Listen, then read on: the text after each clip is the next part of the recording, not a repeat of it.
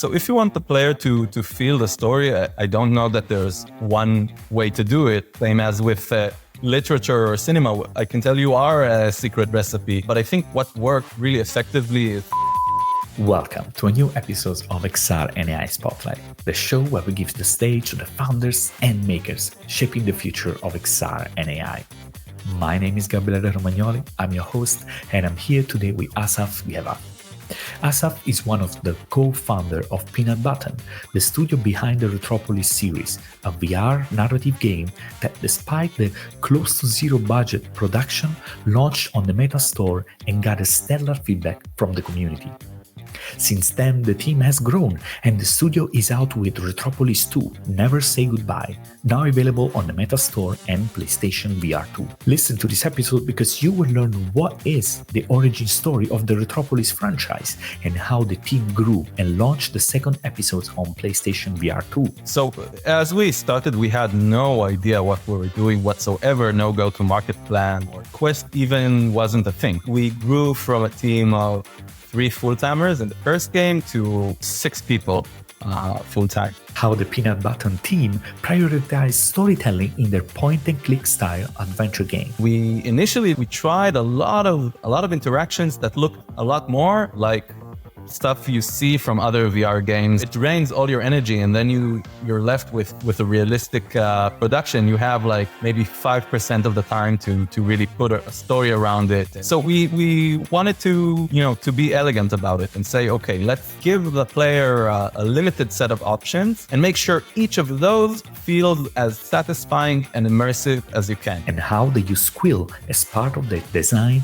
and development process. Quill, which used to be by Oculus and then transformed to Smooth Step. And basically it's a painting and animating tool in VR where you can paint things spatially with your VR controller and then animate them. Although I only mentioned how cost-effective Quill is and how beautiful the result is, the fact is that having the artist be in the same space as their creation, I think, is also so liberating and takes out so many obstacles from the creation process. But before we get into it, I want to thank our sponsor Meshy, who made this episode possible. Meshy is a real powerhouse for generating 3D assets with AI. You can start with a simple text or image prompt and get high-quality, stylized model in just a minute. One feature that I personally love is the ability to create stylized textures for any mesh, with or without UV. And since the release of Meshing 2.5, pro users can even edit only section of the generated textures with just a text prompt. Try it out, go to meshy.ai, start the 7 days trial, and after that, use the code XRAI20 to get 20% off your subscription. And now it's time to roll the title and welcome Asaf under the spotlight.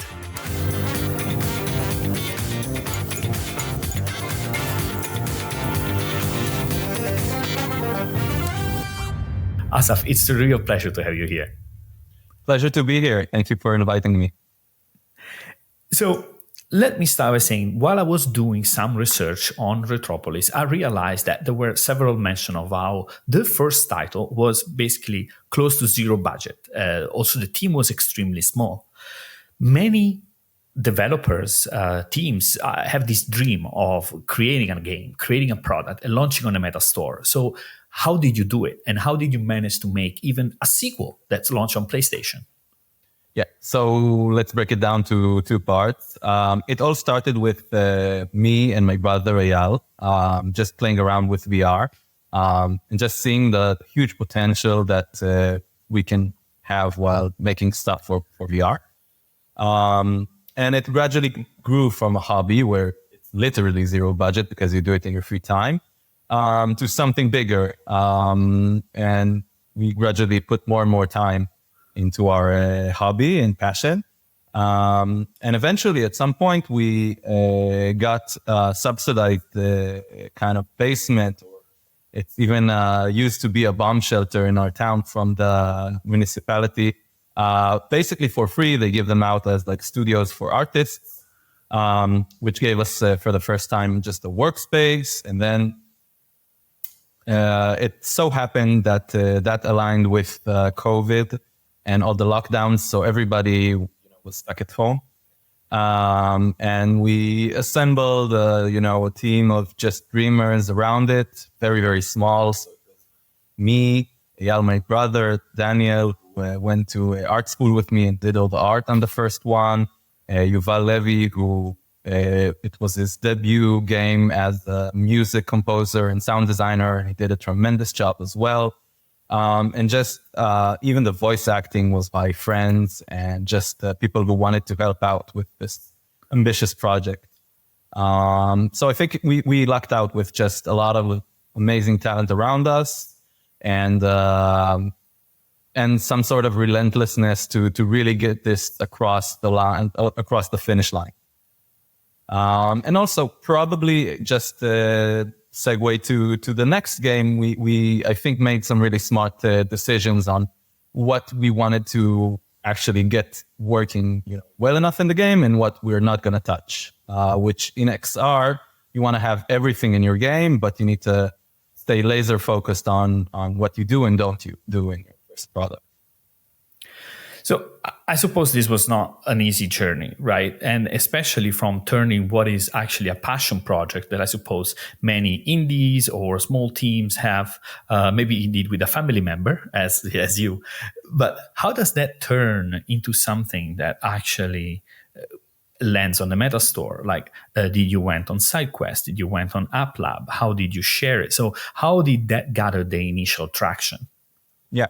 So as we started, we had no idea what we were doing whatsoever, no go-to-market plan. Or, when we started, Quest even wasn't a thing. Like, we started development on Rifts, and there wasn't any real way to distribute your game then. Like, what we thought we'd do is we'd launch on the Rift store, like on Oculus Rift and Steam, which, was a viable option, but there wasn't it wasn't like a big crowd then on the platform.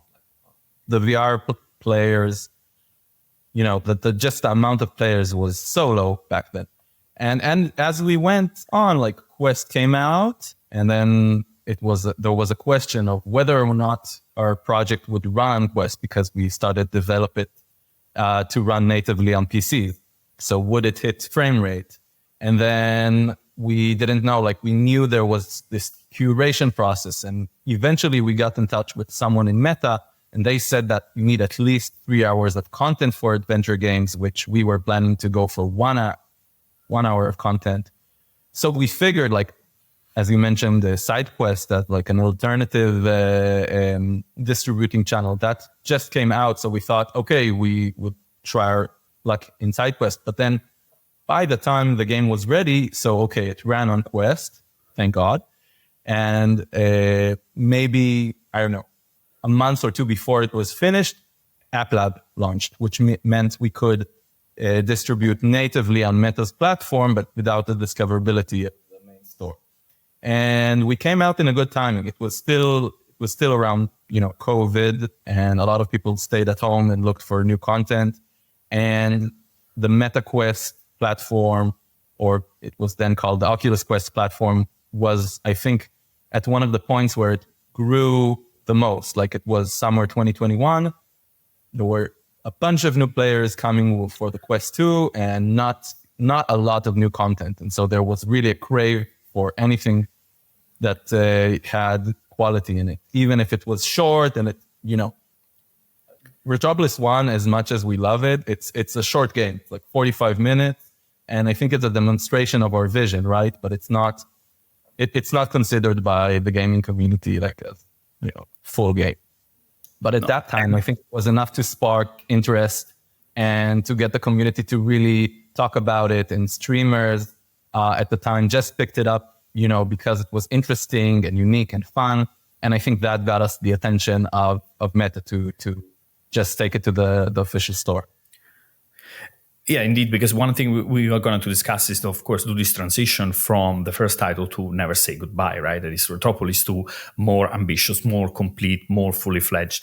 So what I just was curious is, how did you turn, you hinted a bit, but how did you turn the success of the initial title into, let's say, more traction? and resources in a way that you could use to deliver the second one? Yeah, so a lot of it was thanks to the launch of the first game on the MetaQuest store, on the official store. That was just a big boost for the studio in terms of just the amount of people exposed to the game. And a lot of people who, weren't hardcore adventure gamers or hardcore VR gamers checking everything that's coming out to App Lab. And I think it resonated with like story seekers, which is a term that was then used by Meta to describe people who care about the story and lore in the game more than the game mechanics per se. And I think that really, really helped us. Like we did invest some amount of our own money in Retropolis 2, but it was mostly just the revenue from the first game that allowed us to continue going.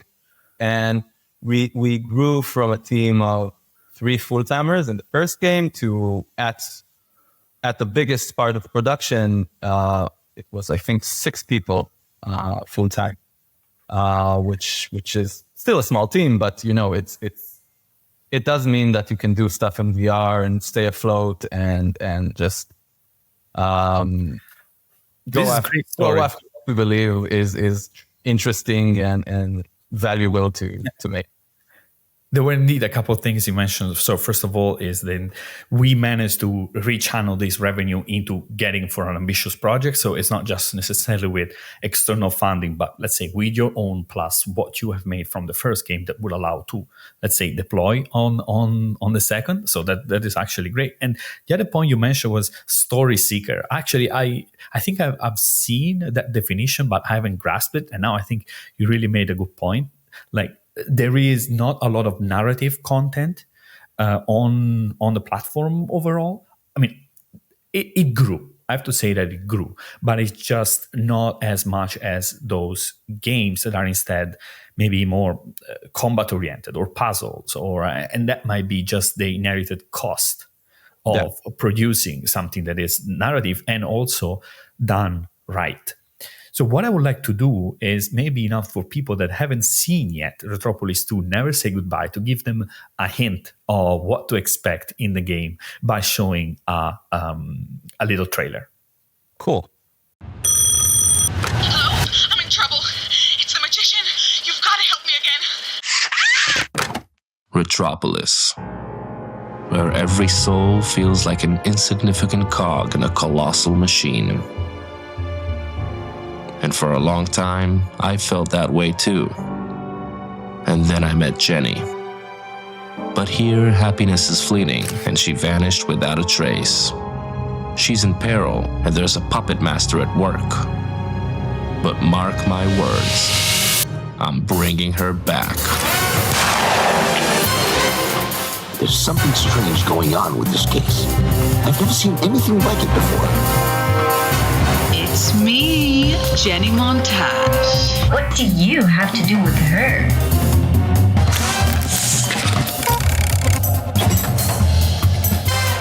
Why don't you come back to the station? What are you, my boss? Scary.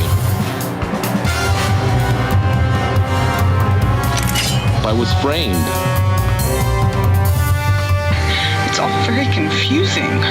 Give me the money. Jenny!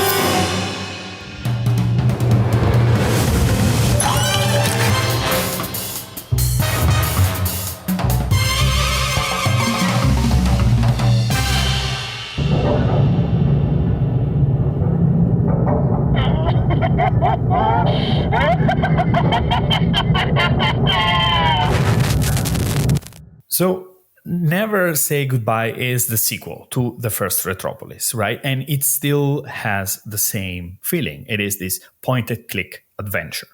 And you really feel it. So when I played it, I went in and I really felt like in a screen, not in a bad way, but I was like in a screen watching at all the options that I had around it, and I could literally click, because you have this hand teleportation mechanics that you can use to reach and interact with object. What I was wondering is why revive the point-and-click style and bring it to VR other than using, let's say, a more roaming setup for your own adventure story? Yeah, amazing question. And let me just add that I think with Retropolis 2, it wasn't as pure as with the first game, right? With the first game, we really, replicated the point and click. And in Retropolis 2, we actually, we added like more mechanics of like rotating your hands and doing all sorts of stuff in VR, like put a hat on or glasses, or you change your appearances. And like we tried to expand there, but the basic idea is the same as Retropolis 1 with the point and click thing. And it wasn't something we were expecting to do starting off with VR, because we really, you start with this blank slate and you want to do storytelling in this new medium and everything is possible. And we initially, like, we tried a lot of interactions that looked a lot more like stuff you see from other VR games of the time. So, you had all these kind of sandbox VR games where you had a bunch of items on the table and you could pick stuff up and combine them and do all, these sort of things. And we did a lot of prototyping with these sort of game mechanics to tell stories. And we found out that it was lacking. Like, we put so much effort into making sure, when you throw something, it the physics is right, and interacting with objects feel satisfying, like it should with real world items. It drains all your energy, and then you're left with with a realistic production. You have like maybe 5% of the time to really put a story around it and to have the game react to the different things that the player can do. And there are a lot of examples for stories in VR where you have all this freedom, but then you wave at the character and they don't even notice you, right? Or you punch them and they keep talking. So we wanted to be elegant about it and say, okay, let's give the player a limited set of options and make sure each of those feels as satisfying and immersive as you can. And thus came the exploration of point and click game mechanics, because that was something both of us, Eyal and I, grew up playing. So, LucasArts and Neverhood. Monkey Island. Yeah, no need to mention all of these, but yeah, we grew up with those, and I think have really fond memories of even playing them together. So we kind of we went that way, and gradually, so for example, in the beginning we had a point and click game mechanic with no inventory and no item picking up. We said, okay, we borrowed enough from the point and click genre. But then we did a playtest and we just figured out that that's something that's missing. So it gradually became like a full point and click interaction the more and more we developed.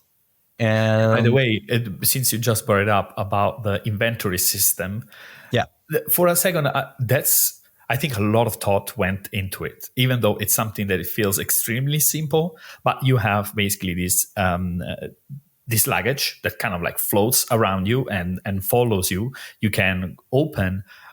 And I always felt like, well, where should it be? Why it's follow me sometimes? But then I realized that there is also a pinning option to have it steady on one location relative to the space.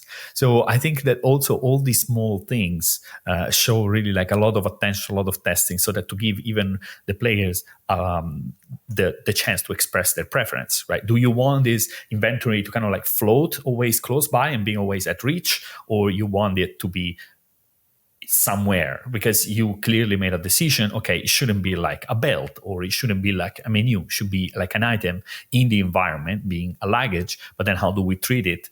How do people access it? So I think it sounds like all decisions that were made driven by, let's give story first, let's give narrative first, and then let's get to the mechanics and physics, and maybe even put them a bit aside in favor of the story that unfolds. Yeah, the way we see it is not that the mechanics are we don't put them aside, but we choose mechanics that we believe that we can do well enough so they don't interfere. The mechanics themselves should feel really, really good and satisfying, but they're general enough that they can tell, with the same set of mechanics, they can tell, any type of scene you want, because when you're telling a story, you want to go through many different phases, right? There's the beginning and then the climax, and then, maybe a scene that's more calmed down. We really want to be able to control that as the creator. And I think the inventory is a good example of, so it was, as I told you, it was added pretty later on. So we had less time experimenting with it than the other things. So for example, the popping hands was an earlier edition. So I think that's an example of somewhere where I think we went wrong in Retropolis 1, because the pin that you mentioned was an addition in Retropolis 2 that we added thanks to feedback from players. So it's really, I think, just exciting to create stuff that's new and get some stuff right and some stuff wrong and learn along the way. I think the inventory is nice. Like now with the pinning, and also there's some personality we added to this inventory in Retropolis 2, where when you are locked up in a detention center, right? So you're in jail in a cell, and they basically take everything away from you. So when you escape the cell, the inventory is still like, at the custody of the police. So you can talk to it and say, hang in there, buddy. And one of the puzzles is like... Asaf, wait, I need to stop you. Don't make spoilers here, right? We want people to experience, for your own sake. Fair enough. But yeah, like we were able to give some personality, but specifically the inventory, I think, is stuff it's a thing that we can still improve on. Like we have thoughts to how to make other types of inventories in our next game. And Yeah, I do have a question. So since narrative, it's important and it's driving the whole series, are there some things that you realize work particularly well in making sure that the player feels part of the story?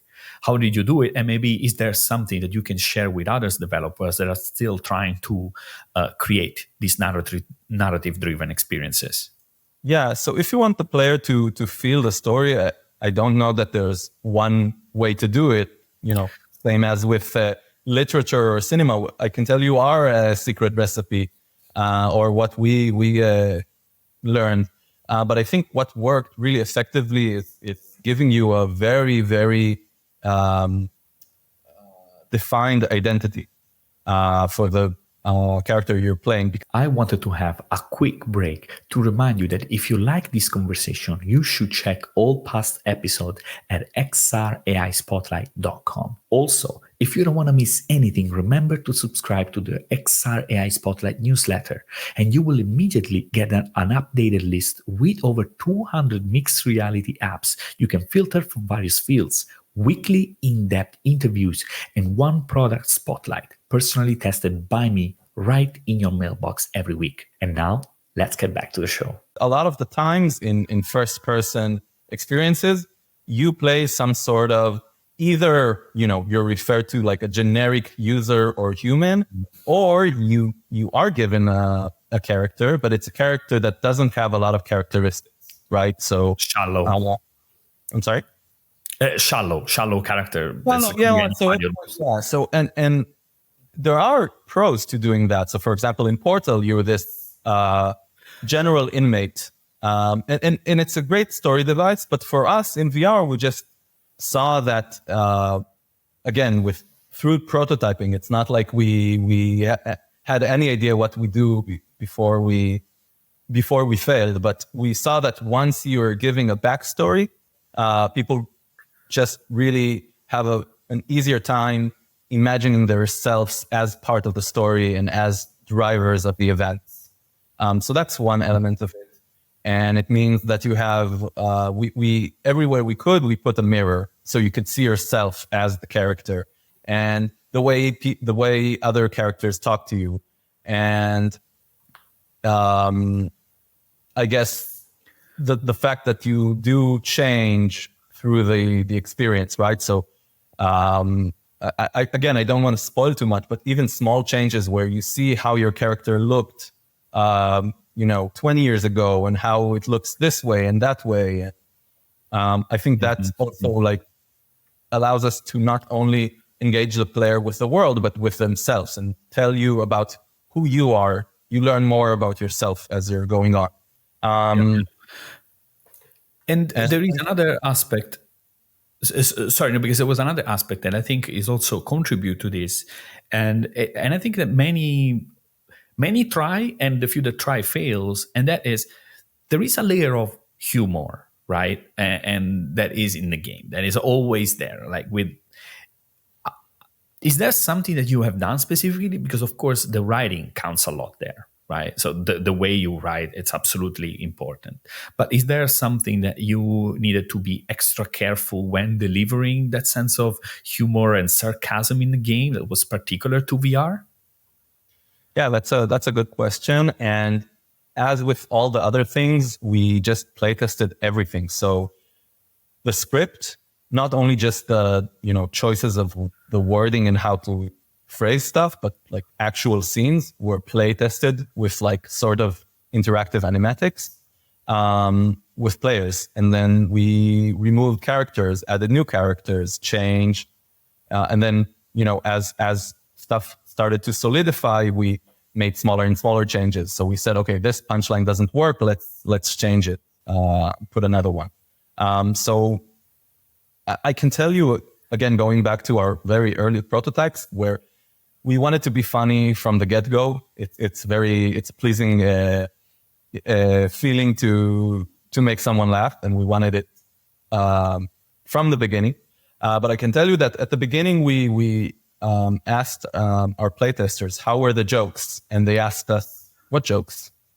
And it's just to say that it's very, very hard to convey in VR that you're telling a joke, right? Because with other more established mediums, you can, set up the expectations of the genre.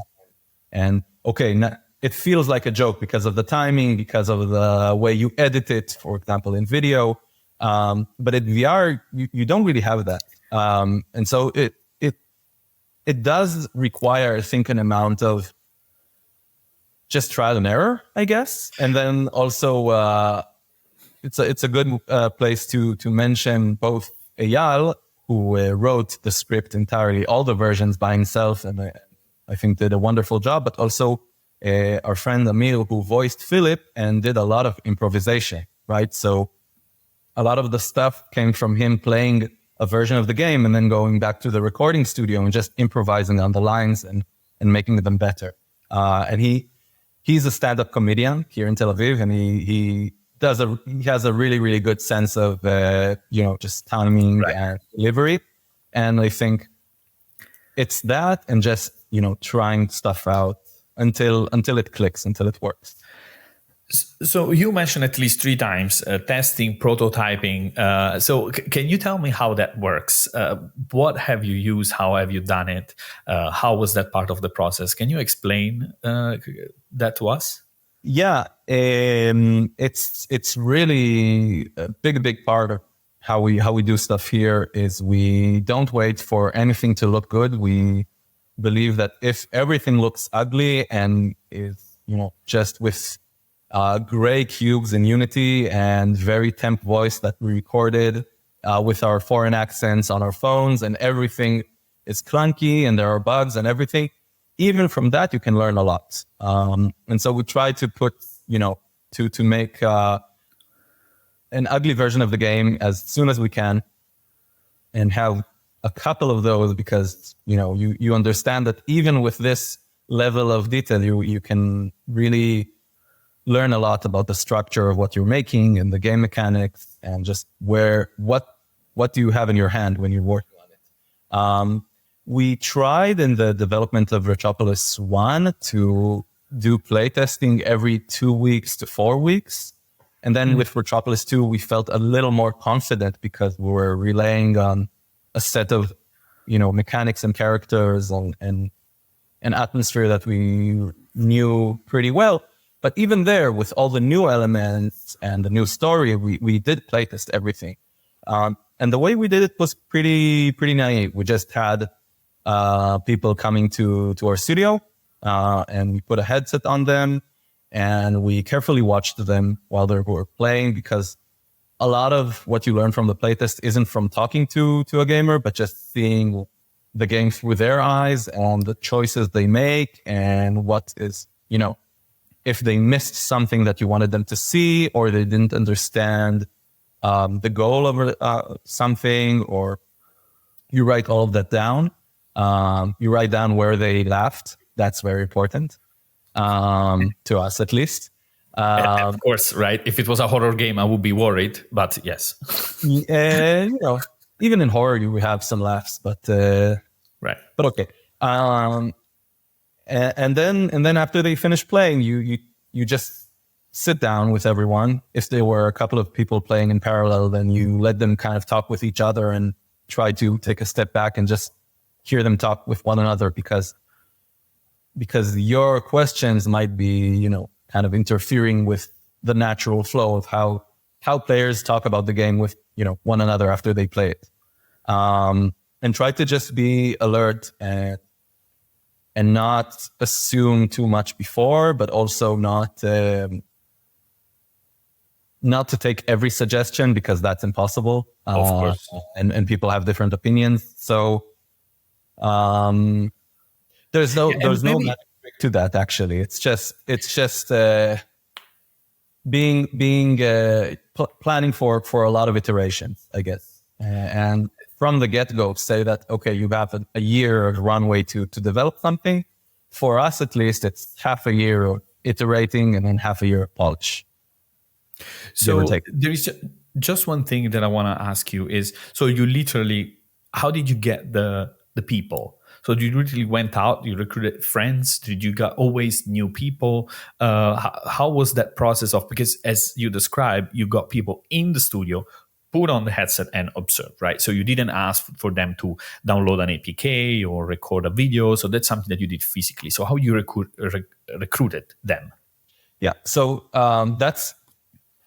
so with Retropolis 1, as I told you, when we began, there wasn't really a lot of people with VRs. So we didn't even test on a target audience, right? We just tested with human beings. So at the beginning, it was friends, and Eyal and I test every version with our mother, because we know that if she can play something and enjoy it, then anyone can. It's just a test for accessibility, because she's not a gamer. And then, as things became, Quest came out, and there were some more people with interest in VR. So we had this local Facebook group of VR players that we once in a while just posted, hey guys, new version, who wants to come out and play? And that really helped. And then, for Retropolis 2, we already had a target demographic. Like, we knew who were the players who played. And that was, we still did physical playtests, but we also did some reach out on Reddit, for example, and asked people to come over to our Discord. And the community was also a big part of it. Okay. Yeah. Makes sense. One thing, when we discuss about prototyping and something looking ugly, I'm not sure. What I've seen is that what I've learned is that, and actually what got me into reach out to you in the first place, was that I realized that you use Quill as part of your, let's say, production process. That's because it's literally production. So what people see in the game are actual strokes created in Quill. Yeah. And the question that I had is, maybe how was that? Right. And how was that part? And was that also part of this, to some extent, the prototyping? Because you mentioned that some of these things were tested with animatics. That is pretty much what you could do also with Quill. And maybe let's do this. I can, while you answer the question, I can play a short clip so that people can also have an understanding of how that process kind of works. What do you think, Asaf? Yeah, sure. Let's go. Here we go. Yeah, so we can see here the program Quill, which used to be by Oculus, and then it transformed to a smooth step. And basically, it's a painting and animating tool in VR where you can paint things spatially with your VR controller and then animate them. So we can see here Nick Ladd, who was lead animator on Retropolis 2. Now he's scrolling through the animation window, and you can see the different layers, and you can see even the waveform of how the text of the characters, so everything is in sync. And yeah, while it's running, I can tell that that also was a part that we didn't figure out. Like, we were really, really naive when we started. Like, the same manner that we didn't know how the game was going to be distributed, we didn't even know how we are going to produce 3D content. So we started with animatics for fun. And while we were improving the animatics and playtesting and everything, I did some searching on, 3D tools that could, make the process easier and more cost effective than the traditional 3D pipeline, where you need a big team of riggers and texture artists. And basically, we set out to find something that could help us get this game done. So it started out of a necessity, but at the time, there were a lot of shorts in VR produced in Quill that just blew my mind. And not only that they were simple or simpler to produce and had a simpler pipeline, they also looked so stylized and artistic, and that really, really worked with adventure games. It really connects to the legacy of how adventure games used to look back in the day.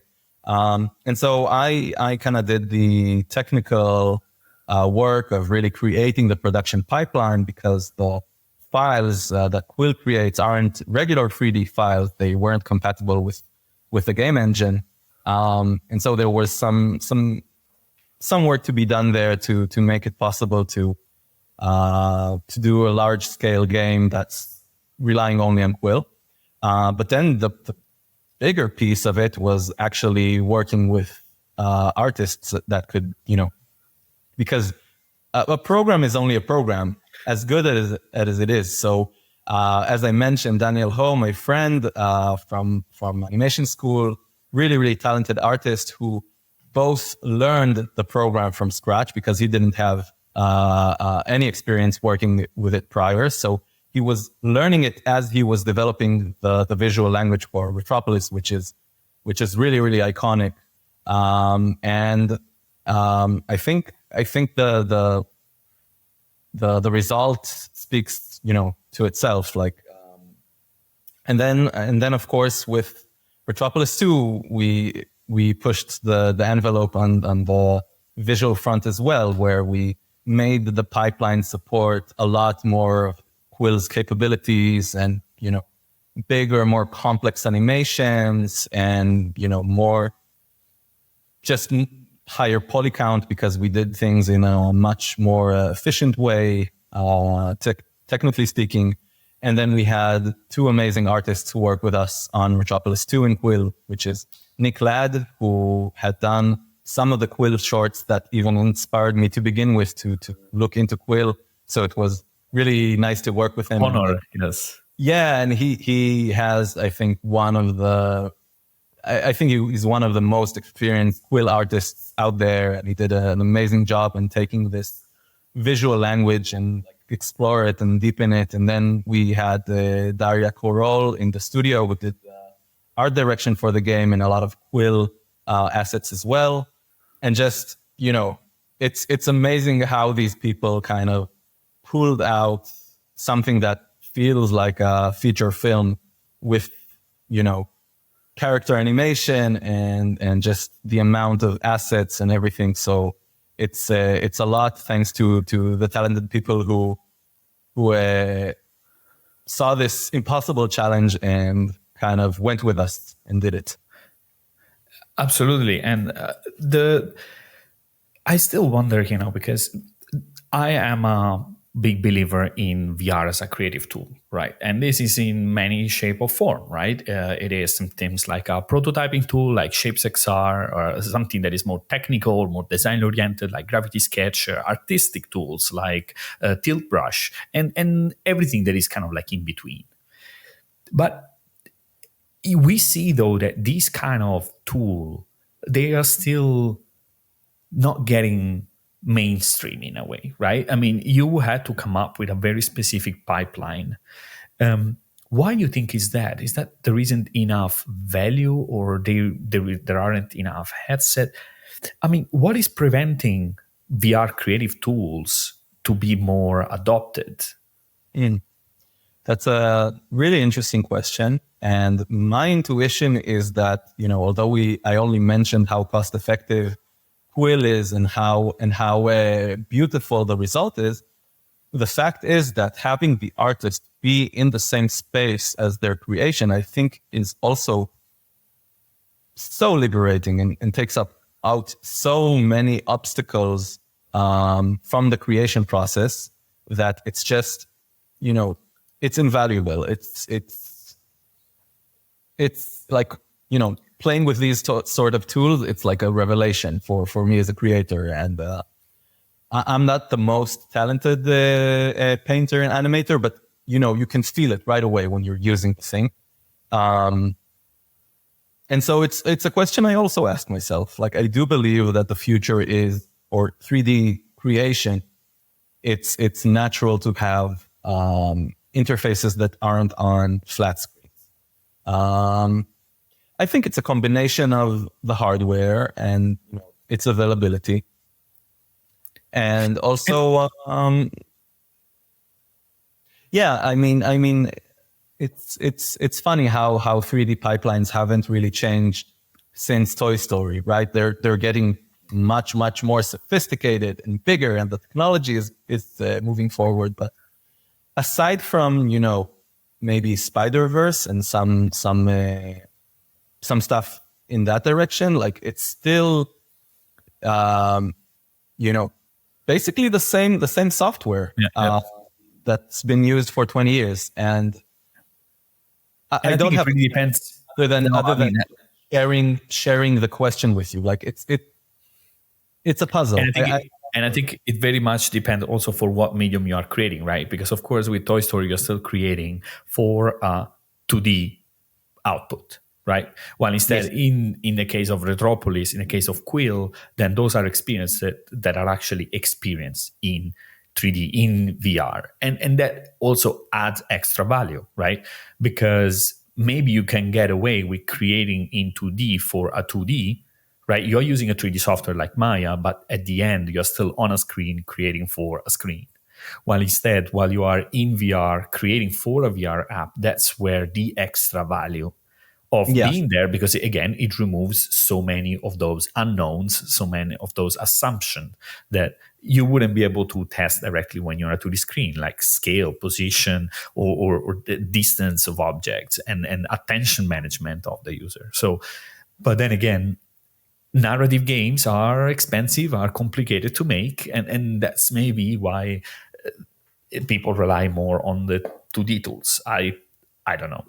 And you can also think about a lot of the use cases where the end product is not 2D, where it does make sense, like industrial design, architecture, fashion design, like anything of that sort. So I think these tools are at some point, be mainstream. But the tools need to be better too and have more options. It's a process. I don't really know when or how, but it's so much better to create in 3D. Especially, as you say, when the product is experienced in 3D, whether it's VR or something more traditional, but it's bound to happen at some point. So maybe like while we start wrapping this up, I do have a couple more questions. And one is, what advice would you give? Oh, no, maybe another one. So what are the things that you have learned from the first launch and how you have changed the launch for the second? For Never Say Goodbye? That's a good question. I think in the first game, we had, as I said before, the timing was so good with the ecosystem really growing and looking for new things. And with the second game, I think it's more like a traditional launch of a game where you have to do marketing and just promote the game and have a go-to-market strategy of, when and what we did with the first game is we launched the first episode first on App Lab, and then gradually put all the episodes out, and then moved to the official store to make sure that we have enough kind of promotional beats to talk about the game with the community and just, in the world enough times for people to remember that it's actually coming out. But I think when you're doing something that's new and unique, then it tends to speak for itself. That's something that I think I learned from the first game. In the first game, we didn't invest anything in marketing. Everything around the first game was 100% organic, and that's, I think, it's. I don't have the magic recipe, but if you're doing something that you really think has, appeal to people who are looking for something like it, then they'll find it. The internet nowadays is so right. Broad that you can, like, any niche has its subreddits and their discords. So yeah. I think that's something that it's encouraging. And then moving once you have that and you're trying to kind of double down on it, then you have to go more in the game studio book, playbook of how to do things. Right. And so what are you then currently working on, and what's next for Peanut Button? Yeah, so we haven't announced anything yet, but we do have some projects that are ongoing. So first of all, needless to say, and just to answer questions that we get all the time, we are developing the concept of Retropolis 3. It's not officially announced, no dates yet, no actual production is going all the way, but it's something that is really, really, it's in our hearts, and so we do think about it. Must do. And it's something so concept wise, we do know where we want to take things. So that's one thing. And then we do have the mixed reality spin-off that's free on MetaQuest, which is Retropolis.line. And it's like more of a casual spatial puzzle solving game that you play in your living room. And you're visited by Betty 4000, which is a character from the Retropolis world, but it's thousands of years after the events of Retropolis 2. So there are some elements of lore there, and that's already out for free as a demo. And we do want to take it to a bigger form game. Asaf, I wanted to thank you very much for all this, and I'm pretty sure that there are plenty of information, tips, and suggestions that the people listening managed to get. So, Asaf, thank you very much. Good luck again with the launch of Never Say Goodbye. And by the way, it's already out for PlayStation and on MetaQuest. So go in the description; you will be able to find it there. And of course, with your new mixed reality puzzle game and with this whatever big and ambitious project you have ahead. So thank you again, and congratulations again for the whole studio. Thank you very much to you and to everyone who listened. And if you have anyone who listens and has more questions, feel free to reach out. We're really responsive and happy to help with them. Thank you very much, Asaf. Bye. Thank you very much for listening in. If you like the show, please leave a rating on Spotify, Apple Podcasts, or a thumbs up on YouTube. It really means a lot to me, and it's a great support for the show. Till next time.